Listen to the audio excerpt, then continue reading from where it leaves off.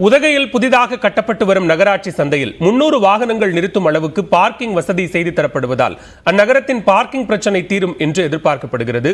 இத்தொடர்பான கூடுதல் தகவல்களை நமது செய்தியாளர் ஐயாச்சாமி தர கேட்கலாம்.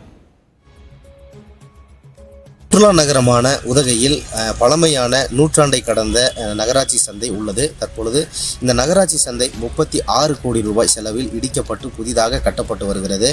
தற்பொழுது பழைய சந்தையில் ஏற்பட்ட நெருக்கடி என்ன, தற்பொழுது புதிதாக கட்டப்பட்டு வரும் நகராட்சி சந்தையில் சிறப்பம்சம் என்ன, இதனால் வியாபாரிகள் எந்த அளவு பயனடைவார்கள் என்பது தற்பொழுது நம்மிடையே ஒரு நகராட்சி சந்தை வியாபாரி ஒருவர் இருக்கிறார். தற்பொழுது அவரிடம் கேட்கலாம். ஆனால் சொல்லுங்கள், இப்போ இந்த புதிய மார்க்கெட் கட்டினால உங்களுக்கு எந்த மாதிரியான நெருக்கடி சமாளிக்க முடியும்? பழைய மார்க்கெட்னால என்னென்ன பிரச்சனைகள் இல்லை? பழைய மார்க்கெட் பார்த்திங்கன்னா 100 வருடத்துக்கு முன்னாடி ஆங்கிலேயர்களால் கட்டப்பட்ட மார்க்கெட். அதில் எல்லாமே தனித்தனி வசதிங்க எல்லாமே நல்லபடியாக பண்ணி கொடுத்துருக்காங்க. இப்போ நாளுக்கு நாள் நம்ம வளர்ச்சி அடைகிற காரணத்தினால இப்போ போக்குவரத்து நெரிசல் ரொம்ப இருக்குது.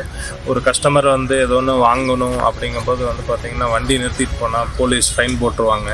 அந்த மாதிரி நிறைய பிரச்சனைகள் ஃபேஸ் பண்ணிகிட்டு இருக்கனால இப்போ பார்க்கிங்கோடு மார்க்கெட் கட்டிடம் கட்டிகிட்ருக்காங்க.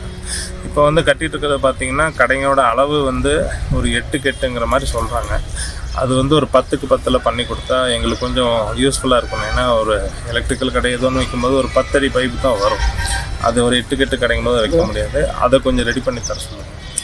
அதே மாதிரி இன்னுமே தரமாகவும் நல்லபடியாக கட்டி கொடுத்தா நல்லாயிருக்கும்னு வியாபாரிகள் விரும்புகிறாங்க. அதாவது நம்மிடையே பேசிய வியாபாரி கூறியது போல தற்போது பழைய மார்க்கெட் இடிக்கும் இடத்தில் பார்க்கிங் வசதியோடு கடைகள் அமைக்கப்படும் பொழுது சுற்றுலா பயணிகள் மட்டுமல்லாமல் உள்ளூர் மக்களும் அதிக அளவில் நெரிசல் இல்லாமல் பொருட்களை வாங்கி செல்ல ஏதுவாக இருக்கும். அதேபோல் தற்காலிகமாக அமைக்கப்பட்டுள்ள கடைப்பகுதிகளில் அவர்களுக்கான அடிப்படை தேவைகளும் செய்து தரப்பட வேண்டும் எனவும் ஒரு கோரிக்கை விடுத்துள்ளனர்.